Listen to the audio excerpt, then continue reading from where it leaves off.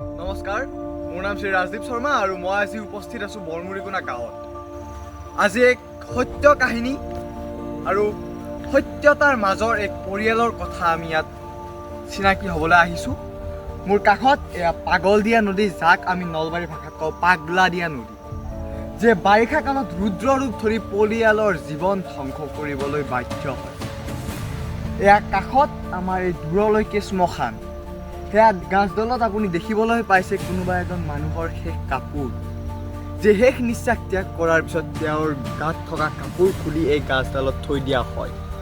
এই গোটেইখিনি শ্মশান আৰু শ্মশানৰ কাষত আছে এক নিৰ্জীৱ পৰিয়াল, যাত মাত্ৰ 3জন মানুহ বাস কৰে আৰু 3জন মানুহে এই প্ৰকাণ্ড শ্মশানৰ সন্মুখত নিৰ্ভয়ে জীৱন নিৰ্বাহ কৰি আছে আৰু তেওঁলোকক সহায় কৰিব লগা ব্যক্তি কোনো নাই।